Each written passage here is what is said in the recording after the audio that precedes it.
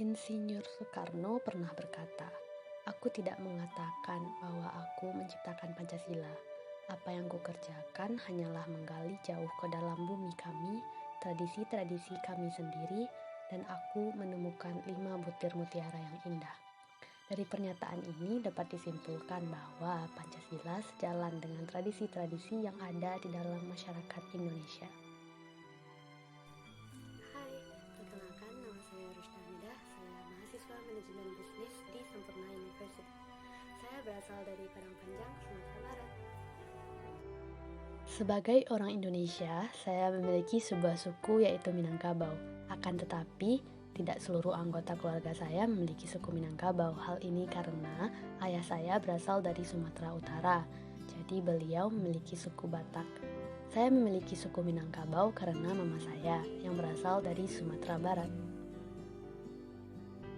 Minangkabau menerapkan sistem garis keturunan ibu atau disebut juga dengan istilah matrilineal. Oleh sebab itu, saya digariskan suku yang sama dengan ibu saya. Akan tetapi, sebenarnya suku Batak menganut sistem garis keturunan ayah atau dikenal juga dengan istilah patrilineal. Jadi, jika dilihat dari suku yang dimiliki kedua orang tua, saya seharusnya memiliki dua suku yaitu Batak dan Minangkabau. Akan tetapi, saya hanya menjalani adat, budaya, dan tradisi suku Minangkabau dalam kehidupan sehari-hari karena dari lahir hingga sekarang saya tinggal di kota Padang Panjang, yaitu salah satu kota kecil yang berada di Sumatera Barat. Dalam kehidupan sehari-hari, saya menggunakan bahasa Minangkabau untuk berkomunikasi dengan orang-orang di sekitar saya. Bahasa Minangkabau terdiri dari 5 dialek untuk tiap daerah di Sumatera Barat. Dialek tersebut adalah dialek Pasaman, dialek Agam Tanah Datar, dialek 50 Kota, dialek Koto Baru, dan dialek Pancung Soal. Saya menggunakan dialek Agam Tanah Datar karena kota Padang Panjang merupakan salah satu daerah yang menggunakan dialek ini. Dialek ini merupakan dialek bahasa Minangkabau yang umum, jadi tidak ada ciri khasnya seperti yang dimiliki dialek-dialek lainnya. Bahasa Minangkabau yang saya gunakan ini tidak terlalu jauh bedanya dari bahasa Indonesia. Kebanyakan kata-kata dari kedua bahasa ini cuma beda satu huruf. Contohnya, kata apa dalam bahasa Indonesia disebut apo dalam bahasa Minang. Kata iya dalam bahasa Indonesia disebut iyo dalam bahasa Minang. Sebagai orang Minangkabau, keluarga saya masih menjalani tradisi-tradisi adat ini. Salah satunya adalah manjalang mama. Kata manjalang artinya mengunjungi, sedangkan kata mama artinya paman. Tradisi ini merupakan salah satu kegiatan yang dilakukan pasangan pengantin setelah mereka menikah. Jadi, manjalang mama adalah tradisi yang mana pasangan pengantin mengunjungi rumah paman-paman dari kedua keluarga mereka. Saat melakukan tradisi ini, mereka membawa beberapa makanan seperti kue bolu dan lamang. Lamang merupakan salah satu makanan khas Minangkabau yang terbuat dari beras ketan. Saya pernah menemani kakak sepupu saya yang telah menikah menjalankan tradisi ini. Berbicara tentang makanan khas daerah, rendang merupakan salah satu makanan khas Minangkabau yang telah dikenal secara internasional. Bahan utama makanan ini adalah daging seperti daging sapi dan kerbau. Makanan ini biasanya dibuat untuk acara-acara besar seperti pesta pernikahan, Hari Raya Idul Fitri, dan Idul Adha. Akan tetapi, makanan ini juga dimasak masyarakat sebagai lauk untuk makan sehari-hari.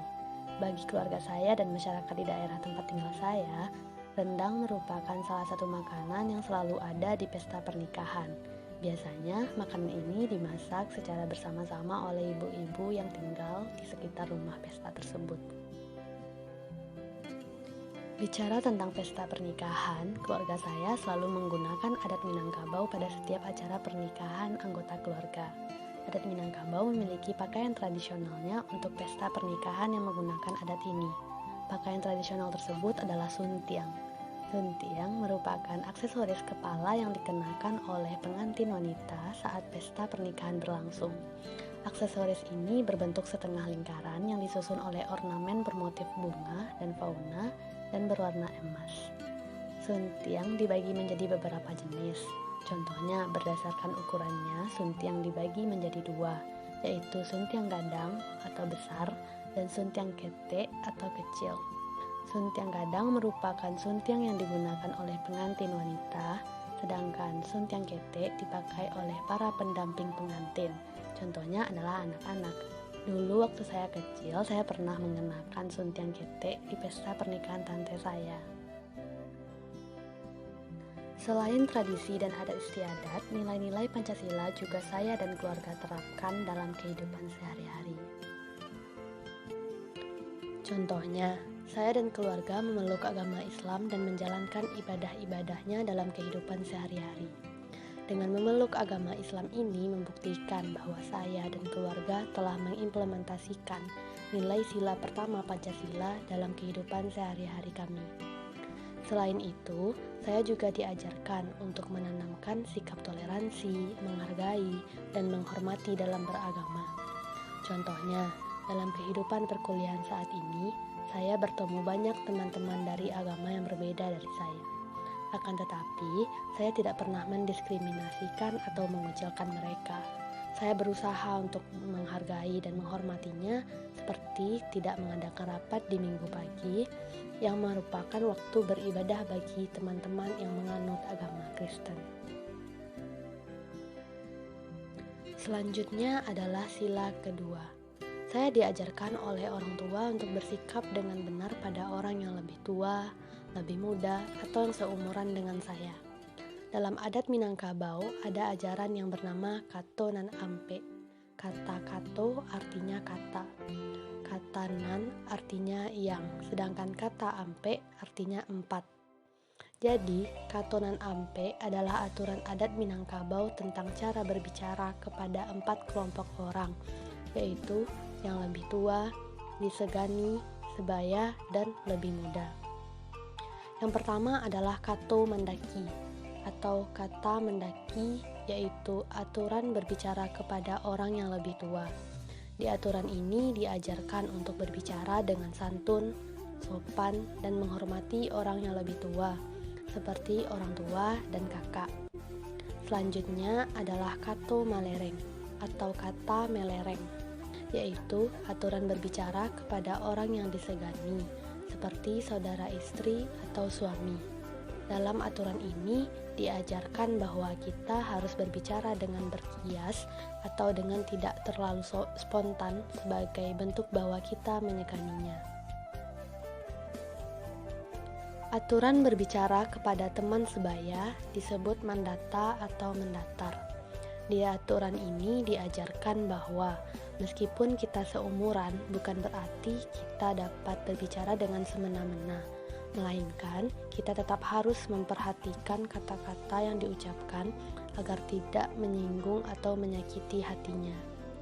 Yang terakhir adalah Kato Manurun atau kata menurun, yaitu aturan berbicara kepada orang yang lebih muda.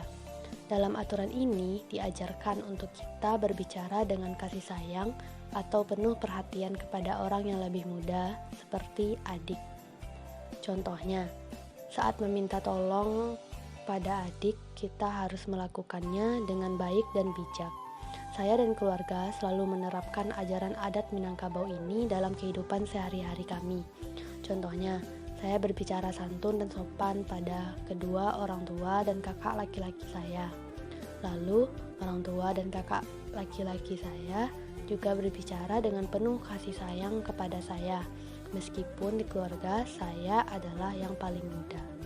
Ini memperlihatkan bahwa saya dan keluarga telah mengimplementasikan nilai sila kedua dalam kehidupan sehari-hari kami. Selain itu, saya dan keluarga juga menerapkan nilai sila ketiga Pancasila dalam kehidupan sehari-hari.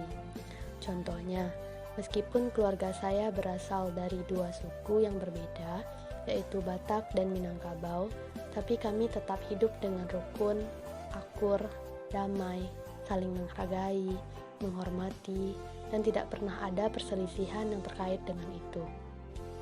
Saat ada acara adat Minangkabau di keluarga saya, ayah yang merupakan orang Batak selalu diikut sertakan atau tidak pernah dikecualikan. Ini memperlihatkan bagaimana ayah dihargai di Minangkabau ini. Kami bangga dengan perbedaan ini yang membuat kami merasakan secara langsung keberagaman Indonesia yang indah ini. Penerapan nilai sila keempat Pancasila dalam kehidupan sehari-hari saya dapat dilihat saat saya menyelesaikan tugas kelompok. Saya dan teman-teman selalu berdiskusi atau bermusyawarah agar tugas kami dapat selesai dengan benar. Saat diskusi tersebut, saya tidak hanya mementingkan pendapat saya sendiri, tapi saya selalu mendengarkan, menghargai, dan memberi kesempatan kepada semua anggota kelompok untuk mengemukakan pendapatnya masing-masing.